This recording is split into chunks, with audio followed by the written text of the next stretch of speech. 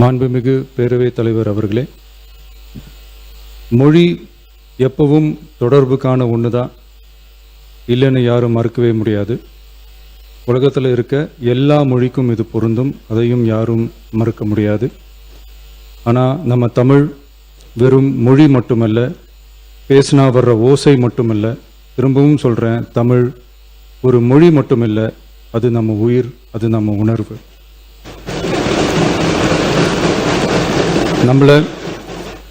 நம்மளை பெற்ற தாயை அம்மானு சொல்கிறப்பெல்லாம் பாசமும் சொந்தமும் நம்மளை அறியாமலே உயிரா உறவா உணர்வா தானா உள்ளுக்குள்ளே தோணும்ல.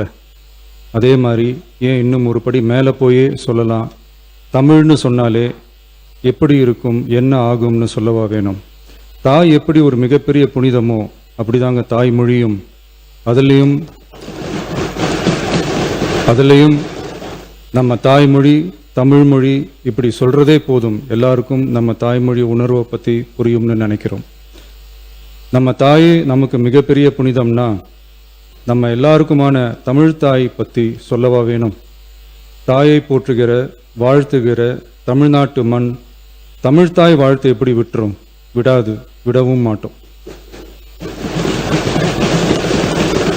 மாண்புமிகு பேரவைத் தலைவர் அவர்களே, நம்ம தமிழ்தாய் வாழ்த்த 1891 எழுதின மனோன்மணியம் சுந்தரனார் நம்ம தமிழ் மொழியவே தமிழ் தாய்னு சொல்லி உயர்வா பாடினாரு. இந்திய துணை கண்டத்தை, இந்திய ஒன்றியத்தை அழகிய முகமா சொன்ன மனோன்மணியம் சுந்தரனார் அந்த முகத்தோட நெத்தியில வைக்கிற பொட்டு தான், திலகம் தான் தமிழ் நாடுன்னு சொன்னாரு. இந்தியாவோட நெற்றியில இருக்கிற பொட்டு மாதிரி ஒரு வெற்றி பொட்டு தான் நம்ம தமிழ்நாடு. அந்த பொட்டோட நறுமணம் உலகம் பூரா பரவுற மாதிரி தமிழோட புகழும் உலகம் பூரா பரவணும்னு சொன்னார். உண்மைதானே அது? இன்னைக்கு தமிழ் பேசுகிற மக்கள் இல்லாத நாடுகளே ரொம்ப குறைவு தானே. தமிழும் தமிழனும் இல்லாத நாடு எது? திரும்பவும் சொல்லலாம், தமிழ் ஒரு மொழி மட்டுமல்ல, அது ஒரு பண்பாடு, அது ஒரு நாகரிகம், அது ஒரு சிந்தனை, அது ஒரு அன்பு. தமிழ்னா விருந்தோம்பல், சுருக்கமாக சொன்னா தமிழ்னா கெத்து, தமிழ்னா பவர்.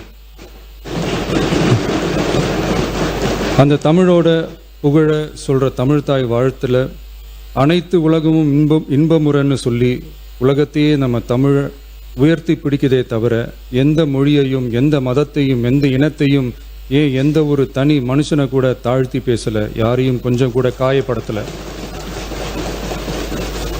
மாண்புமிகு பேரவைத் தலைவர் அவர்களே, நம்ம ஒவ்வொருத்தருக்கும் தனித்தனியா ஒரு பேர் இருக்கும்.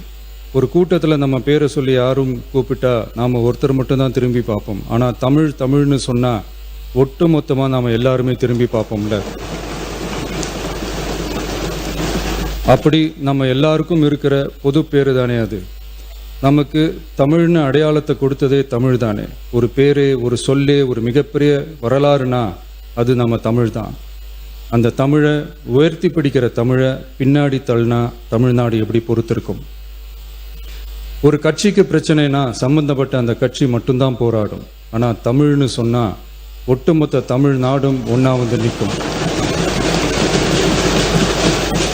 அதனால தான் சொல்கிறோம், தமிழ்னா உயிர், தமிழ்னா உணர்வு. உலகத்தில் தோன்றிய பல மொழிகள் காலப்போக்கில் மறைஞ்சு போய் இருக்குன்னு சொல்லுவாங்க. ஆனால் நம்ம தமிழ் காலகாலமாக நிலைச்சி நீடிச்சு நிற்கிற ஒன்று. தமிழில் என்ன இல்லைங்க, இலக்கணம் இலக்கியம்னு பல ஆயிரம் வருஷமாக இருக்கிறது நம்ம தாய்மொழிக்குத்தானே. தொல்காப்பியம், சங்க இலக்கியம், ஏன் உலகம் முழுக்க தெரிஞ்ச திருக்குறள் ஒன்று போதாதா தமிழோட பெருமையை சொல்றதுக்கு? இவ்வளவு பெருமை கொண்ட தமிழ் மொழியோட ஒரு அடையாளம் தான் நம்ம தமிழ்தாய் வாழ்த்து. ஒட்டுமொத்த இந்தியாவோட பன்முகத்தன்மையை உயர்த்தி பேசுகிற தமிழ்தாய் வாழ்த்து நம்ம ஊரில், நம்ம தமிழ்நாட்டில் முதல் இடத்துல தான் இருக்கணும். நம்ம இந்திய அரசியல் சாசனமே ஒவ்வொரு மாநிலத்தோட மொழிக்கும் பண்பாட்டுக்கும் பாரம்பரியத்துக்கும் பாதுகாப்பு உரிமையை கொடுத்துருக்கு தானே. அந்த உரிமையின் அடிப்படையில் தமிழ்தாய் வாழ்த்துக்கு முதலிடம் கொடுத்து தானே ஆகணும். அதானே மாநில உரிமை. அப்படிப்பட்ட தமிழ்தாய் வாழ்த்து தான் 1970 நவம்பர் 23 முதல் அரசு விழாக்களில் முதல்ல பாடணும்னு சொல்லி ஒரு அரசாணையை போட்டு அந்த செயல்பாட்டுக்கு வந்துச்சு. அதுக்கப்புறம் 2021 டிசம்பர் 17 முதல் மாநில பாடலா அங்கீகாரம் வழங்கப்பட்டுச்சு. அனைத்து கல்வி நிறுவனங்கள், பல்கலைக்கழகங்கள், அரசு அலுவலகங்கள், பொதுத்துறை நிறுவனங்கள் உள்ளிட்ட பொது அமைப்புகளோட நிகழ்ச்சிகளில் தமிழ்தாய் வாழ்த்து கட்டாயம் பாடப்படணும்னு அரசாணையும் இருக்கு. 2026 ஜனவரி மாதம் 28 ஒன்றிய அரசோட கடிதத்தில் அரசு விழாக்களில் பின்பற்ற வேண்டிய சில நடைமுறைகள் வெளியிடப்பட்டது. அந்த ஆணையில மாநில பாடல் பற்றி எந்த வழிமுறையும் இல்லாமல் இருந்துச்சு.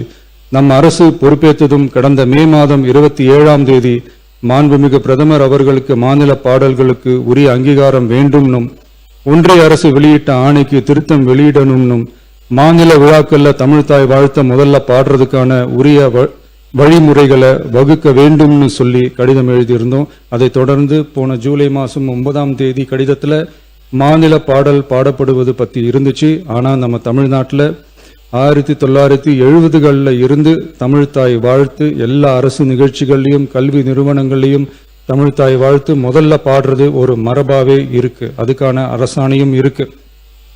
மாண்புமிகு பேரவைத் தலைவர் அவர்களே, தமிழ் நமது உயிர் மூச்சு, தமிழ் மொழி நமது அடையாளம், தமிழ் பண்பாடு நமது பெருமை. அதனால தமிழ்தாய் வாழ்த்தின் மரியாதையை பாதுகாப்பதில் தமிழக வெற்றிக் கழக அரசு ஒருபோதும் சமரசம் செய்யவே செய்யாது.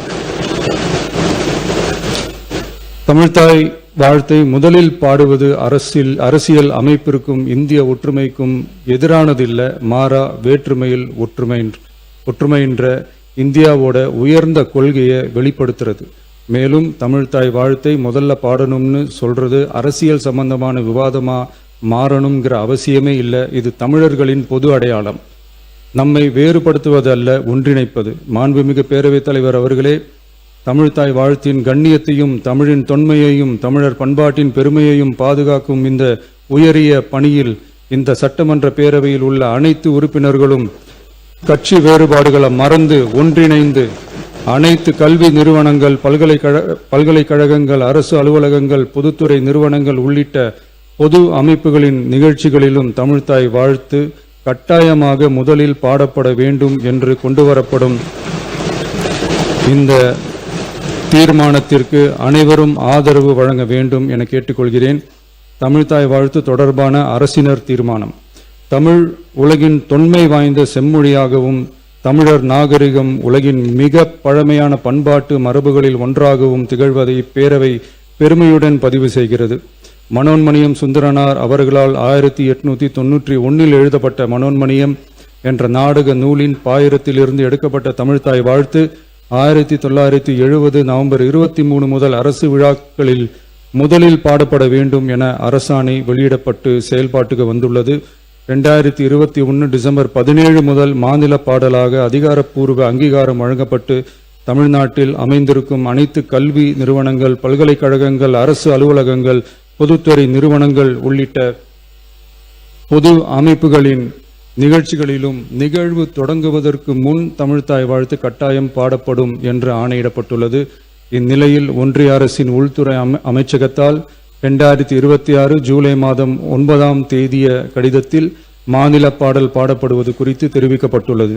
தமிழ்நாட்டில் 1970களில் இருந்து அனைத்து அரசு நிகழ்ச்சிகளிலும் கல்வி நிறுவனங்களிலும் தமிழ்தாய் வாழ்த்து பாடல் முதலில் பாடப்படுவது மரபு தன்மையாகவும் அரசாணைகளின் வாயிலாகவும் பின்பற்றப்பட்டு வருகிறது.